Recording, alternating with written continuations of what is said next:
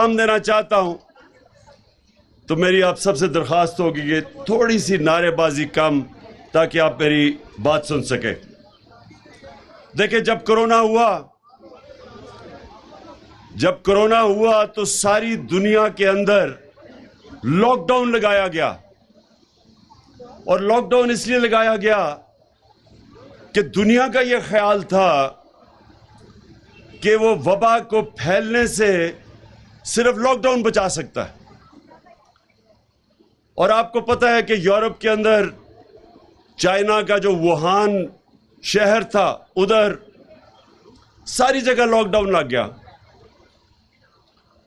اور میرے پہ بار بار یہاں اپوزیشن نے پریشر ڈالا کہ پاکستان میں بھی لاک ڈاؤن لگاؤ، اور ابھی بھی میری سٹیٹمنٹس ہوں گی۔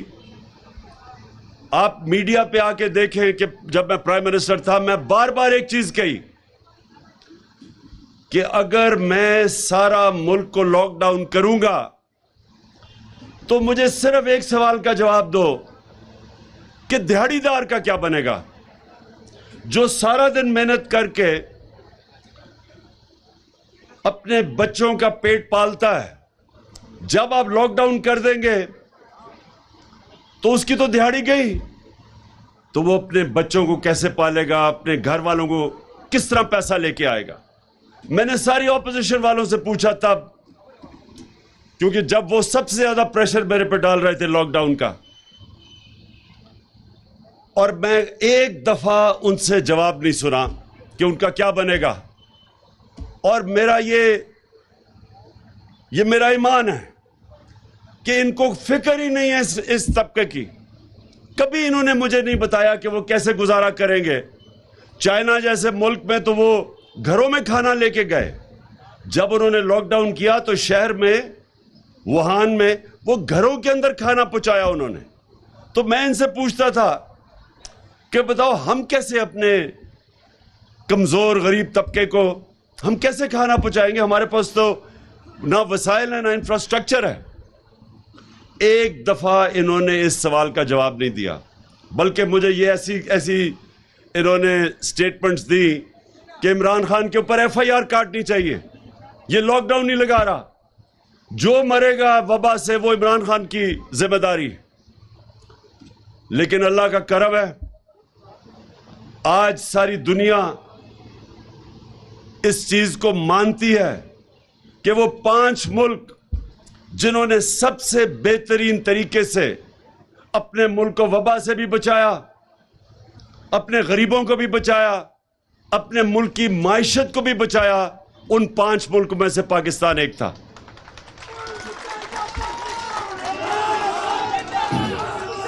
اب ہم نے کیا کیا؟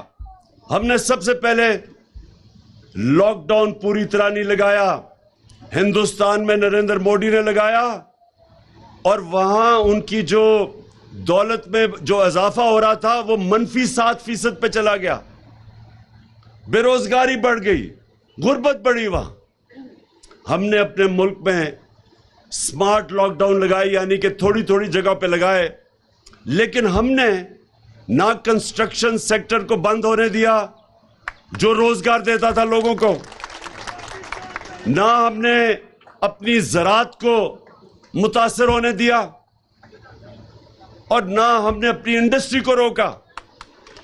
ہمارا ٹیکسٹائل سیکٹر جب دنیا میں لاک ڈاؤن ہوا تھا تو ہم نے اپنی انڈسٹری کو چلنے دیا، جس کی وجہ سے ہماری ایکسپورٹس بڑھی، جس کی وجہ سے اللہ نے خاص کرم کیا اس ملک پہ کہ آخری 2 سالوں میں 5.6% اور دوسرے آخری سال میں 6% ملک کی دولت میں اضافہ ہوا، GDP گروتھ ریٹ ہوئی، اور ہم نے پیسے دیے، جو ابھی بات کی گئی کہ ہم نے 12,000 روپے 1.5 کروڑ خاندانوں کو پہنچایا، کیونکہ ہمیں پتا تھا نچلے طبقے میں سب سے زیادہ مشکلات کا سامنا کرنا پڑ رہا ہے۔ اور صرف یہ نہیں کیا، ہم نے مدد کی، ہم نے انڈسٹری کو پیسہ دیا کہ اپنی فیکٹریاں نہ بند کریں, بے روزگاری نہ کریں. ہم نے اپنے نچلے طبقے کو جو مینج کیا, دنیا نے اس کو مانا, ہمارے احساس پروگرام کو دنیا مانی. اور وہ جو مشکل وقت تھا, ایک صدی میں ایک دفعہ اتنی بڑا دنیا میں بحران آتا ہے, کرائسس آتا ہے, اس کو جس حکومت کو کہتے تھے اہل نہیں ہے, اس نے سب سے زیادہ اہلیت دنیا کے 190 ملکوں میں سے وہ 5 ملک تھے جن نے سب سے بہترین طریقے سے اپنی عوام کو بچایا, اپنے غریبوں کو بچایا, اپنی انڈسٹری بچائی, معیشت بچائی. اور میں یہ بڑے فخر سے کہتا ہوں کہ ہم نے صرف یہ نہیں کیا. میں ہمیشہ دیکھتا تھا کہ سردیوں کی انتہا جب ہوتی تھی تو مزدور سڑکوں پہ سوئے ہوتے تھے, فٹ پاتھ پہ سوئے ہوتے تھے. ہم نے پہلی حکومت پاکستان کی تاریخ میں جس نے فیصلہ کیا کہ ہم پناہ گاہ بنائیں, اور یہ خاص مزدوروں کے لیے تھا کہ جو باہر سے پیسے دہاڑی کرنے آتے تھے, شہروں میں پیسہ مزدوری کرنے آتے تھے, ان کے لیے پناہ گاہ بنائیں. پناہ گاہ کے اندر ان کو وہ سو سکتے تھے, وہ نہا سکتے تھے, ان کو کھانا ملتا تھا صبح کا اور رات کا, تاکہ وہ جو بھی اپنی دہاڑی کمائیں وہ اپنے بچوں کو بھیج سکے, اپنے خاندانوں کو بھیج سکے.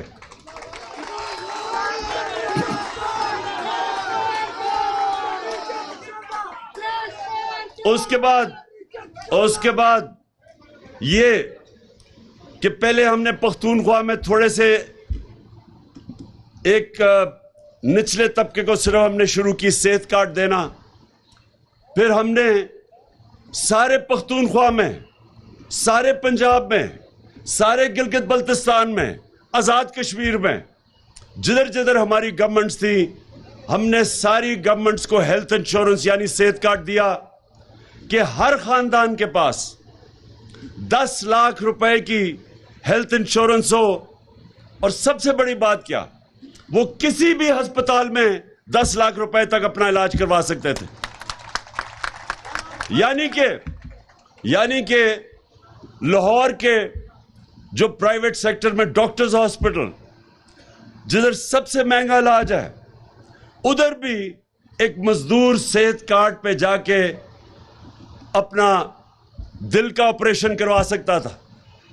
یہ پہلی دفعہ پاکستان میں ہوا, نہیں تو بیچارہ غریب دھکے کھاتا ہے سرکاری ہسپتالوں میں اور امیر پرائیویٹ ہاسپٹلز میں جاتا تھا. یہ پہلی دفعہ پاکستان میں ہم نے اپنے عام لوگوں تک, جو سب سے مشکل ایک گھرانے پہ جو وقت ہوتا ہے وہ ہوتا ہے جب بیماری ہوتی ہے اور ان کے پاس پیسہ نہیں ہوتا علاج کا, وہ ایک پورا گھرانہ قرضے لیتا ہے اور غربت کی لکیر سے نیچے چلا جاتا ہے سارا گھرانہ.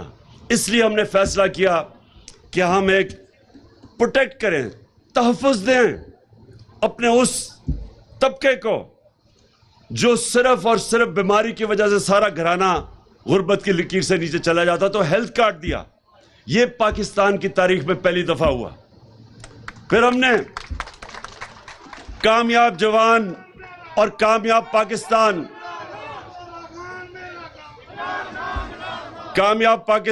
اور کامیاب جوان میں ہم نے قرضے کا فیصلہ کیا. نوجوانوں کو سود کے بغیر قرضے دینا.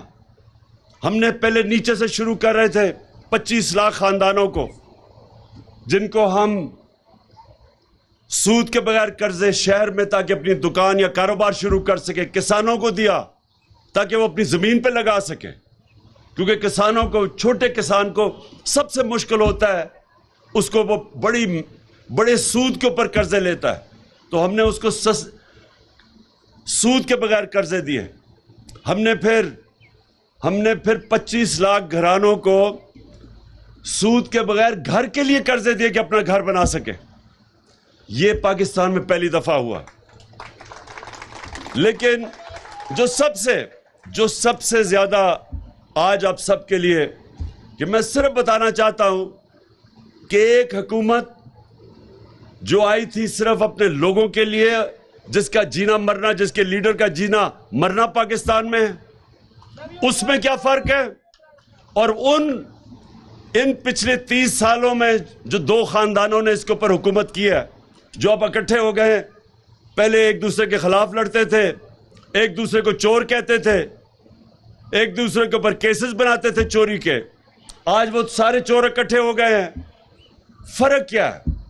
ان کے لیڈران کے پیسے, جائیداد, بزنس, چھٹیاں, علاج ملک سے باہر ہے.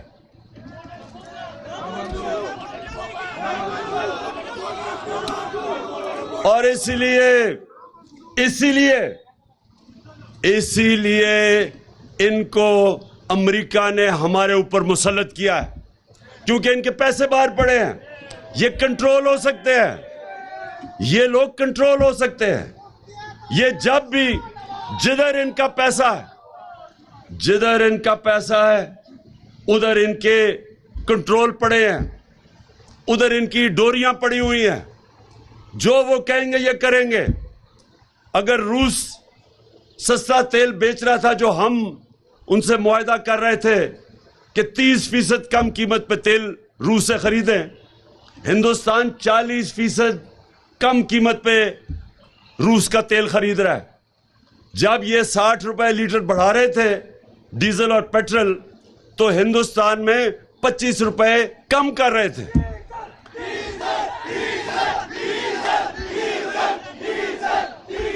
ہاں سنیں ذرا, اب میں فرق آپ کو بتاتا ہوں. جو حکومت آئی تھی آپ کے لیے اور جو حکومت آئی تھی اپنے کرپشن کے کیسز ختم کرنے میں, اس میں کیا فرق ہے؟ ہم نے 200 ارب روپے کی سبسڈی رکھی. ہم نے فیصلہ کیا کہ تیل اور پٹرول بہت مہنگا ہے, اس لیے اس کی سب سے زیادہ برے اثرات ہمارے غریب, مزدور, کسان اس طرح پہ پڑتے ہیں. ہم نے فیصلہ کیا کہ 200 ارب روپے کی سبسڈی دے کے ہم نے بجائے قیمت بڑھانے کے, ہم نے 10 روپے قیمت کم کی ڈیزل اور پیٹرول کی, اور 4 روپے یونٹ بجلی کے کام کیے. کیوں کیے؟ ہمارے پہ بھی پریشر تھا, IMF کا ہمارے پہ بھی پریشر تھا, لیکن ہم نے فیصلہ کیا کہ ہم اپنے لوگوں کے اوپر مزید اور بوجھ نہیں ڈال سکتے. ہم نے بچایا لوگوں کو. انہوں نے مہنگائی مارچ کی کہ جی لوگوں کے اوپر مہنگائی سے لوگ ڈوب رہے ہیں, انہوں نے معاشی قتل کر دیا لوگوں کا. مہنگائی مارچ ہر روز ٹی وی کے اوپر کہ جی مہنگائی اور حکومت کو ہٹانا چاہیے مہنگائی کے اوپر. اور آج دیکھیں 2 مہینے ہوئے ان کو آئے, انہوں نے 2 مہینے میں ہمارے 3.5 سال سے زیادہ مہنگائی کر دی ہے. بلکہ پاکستان کی تاریخ میں اتنی مہنگائی نہیں ہوئی جتنی انہوں نے کی ہے.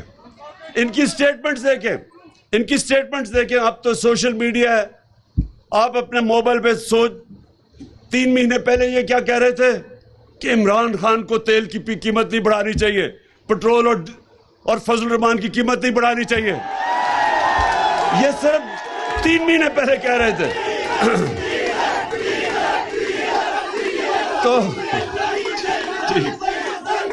تو انہوں نے کہا,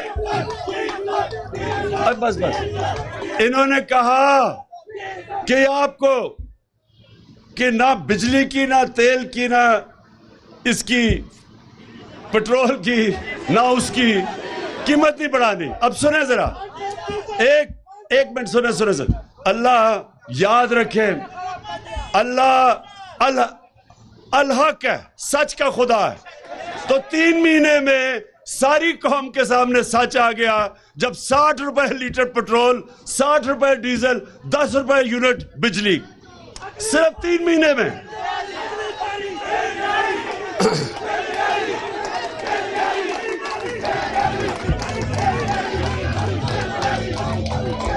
سنو,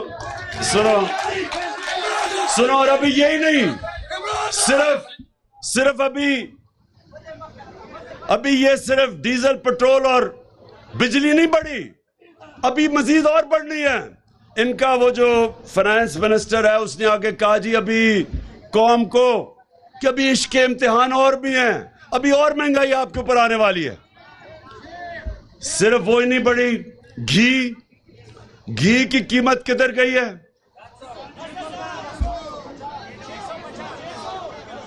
کبھی پاکستان کی تاریخ میں ایسے گھی کی قیمت بڑھی ہے. اس کے بعد آٹا, چینی, یعنی ایک ایک چیز, چاول, جو بھی چیزیں عام آدمی کھانے, سب چیزیں بڑھ گئی. اور خواتین کو تو بہتر پتا ہوگا کہ کس طرح چیزیں بڑھی ہیں. اب میرا آپ سب سے,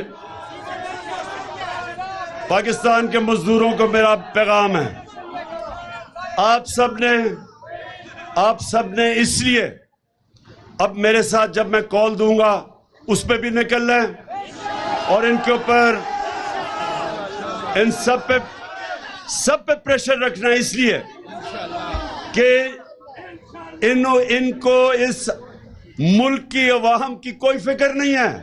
ان کو فکر وہ ہے جو امریکہ حکم کرتا ہے. امریکہ جو کہے گا یہ کریں گے. لہذا میں سارے اپنے مزدوروں کو آج پیغام دے رہا ہوں کہ آپ سب نے تیاری کرنی ہے. جب تک پرامن احتجاج کرنا ایک جمہوریت کے اندر ہم سب کا حق ہے, اور کوئی حکومت کو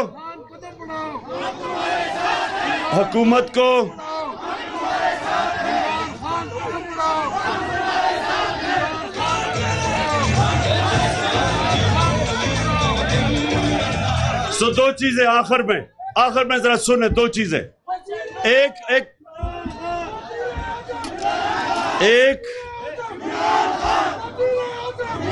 کہ آپ نے اپنے حقوق کے لیے آپ نے سب نے پرامن احتجاج کی میرے ساتھ تیاری کرنی ہے. اگر ہم کرونا کے دوران ہم لوگوں کو پیسے دے سکتے تھے, ہمیں پتا تھا نچلے طبقے کو مشکل میں ہے, اگر ہم 1.5 کروڑ خاندان کو 12,000 روپے دے سکتے تھے, تو اس مشکل وقت میں جب ہر چیز مہنگی ہو گئی ہے, یہ اس حکومت کی بھی ذمہ داری ہے کہ یہ اسی طرح نچلے طبقے کو, نچلے خاندانوں کو پیسے دے, 12,000 دے جس طرح ہم دیتے تھے, تاکہ لوگوں کے اوپر بوجھ کم ہو. اور دوسری چیز, میری آخری چیز سن لو, اب آخری بات سنو. دیکھیں, یہ جو ہمارے اوپر چوروں کے ٹولے کو ہمارے اوپر مسلط کیا ہے امریکہ نے, اور یہاں سے جو سازش ہوئی ہے, یہ اب سمجھ جائے کہ یہ رہ گئے تو سب سے پہلے تو جمہوریت ختم, کیونکہ اگر پارلیمنٹ کے اندر اپوزیشن لیڈر راجہ ریاض ہوگا تو اس کا مطلب پارلیمنٹ ختم ہے. جو لوٹا اگر وہ اپوزیشن لیڈر ہے جو نون لیگ پہ ٹکٹ پہ لڑے گا, اس کا مطلب جمہوریت ختم. پھر ایف آئی اے ختم, کیونکہ ایف آئی اے کے اوپر شہباز شریف خود آ کے بیٹھ گیا. جس طرح میں نے کہا کہ بلے کو بٹھا دیا دودھ کی حفاظت کرنے کے لیے, اس نے آتے ساتھ ہی اپنے سارے کیسز ختم کیے. 16 ارب روپے کے کیسز ہیں اس کے اوپر, جس میں انہوں نے ان کے ہوتے ہوئے ڈاکٹر رضوان جو انویسٹیگیٹ کر رہا تھا, پہلے وہ مرا ہارٹ اٹیک سے. اس کے بعد جو ندیم تھا انویسٹیگیٹنگ آفیسر, اس کو ہارٹ اٹیک ہوا. پھر گلزار مرا جو ان کی نوکری کرتا تھا, جس کے اکاؤنٹ میں پیسہ آیا, وہ ہارٹ اٹیک سے مرا. اور چوتھا مقصود چپڑاسی, 50 سال کی بھی عمر نہیں تھی, وہ دبئی میں ہارٹ اٹیک سے مرا ہے. یہ ایسے ہی ہے جیسے ہمیشہ ایل ڈی اے کا ریکارڈ جلتا تھا. یہ پہلے چوری کرتے تھے, پھر ایل ڈی اے کا ریکارڈ جلاتے تھے. یہ اسی طرح یہ ایف آئی اے کے اندر بھی اپنا ریکارڈ صاف کر رہے ہیں. نیب کے اوپر بیٹھ گیا, سارے چوروں نے اربوں روپے کی جو چوری کی تھی, نیب ختم. اس کے بعد پولیس کا یہ حال ہے کہ ہمارے زمانے میں کوئی بتایا ہم نے کسی کے اوپر جھوٹا کیس کیا ہو. جب سے انہوں نے سنبھالا ہے پولیس کو استعمال کر رہے ہیں لوگوں کے اوپر جھوٹے کیسز, جھوٹی ایف آئی آرز. میرے اوپر کوئی 8 ایف آئی آر ہیں, سارے ہمارے لوگوں کے اوپر انہوں نے کیسز کیے ہیں. ہمارے دور میں کب ہم نے کبھی کسی, انہوں نے لانگ مارچ کی. میں نے تو جب یہ بلاول نے کام پہ ٹانگنے والی مارچ کی اور اس سے پہلے فضل الرحمان نے 2 دفعہ لانگ مارچ کی. میں نے خود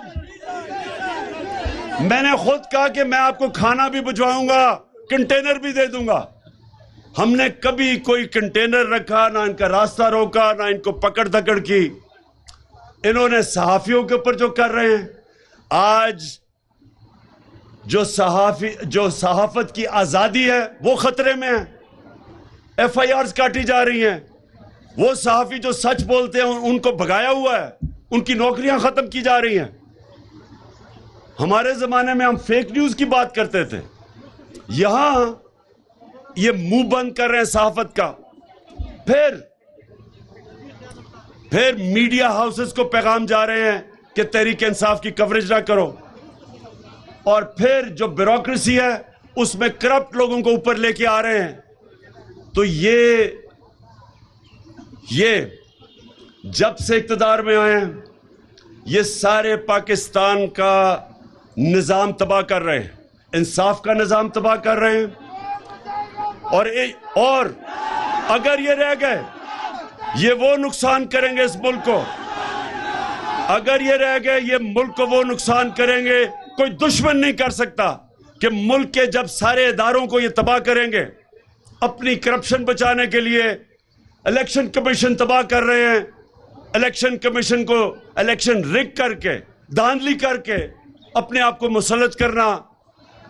کوئی بھی پاکستان کا ادارہ یہ نہیں چھوڑیں گے. اور ملک جب تباہ ہوتا ہے صرف یہی نہیں ہوتا کہ اس کے پیسے چوری ہوتے, جب ادارے تباہ ہوتے ہیں ملک تباہ ہو جاتا ہے. تو مزدوروں تیار ہو جاؤ, میں آپ کو کال دوں گا اور انشاءاللہ پاکستان کی تاریخ کا سب سے بڑا احتجاج کریں گے ان کے خلاف.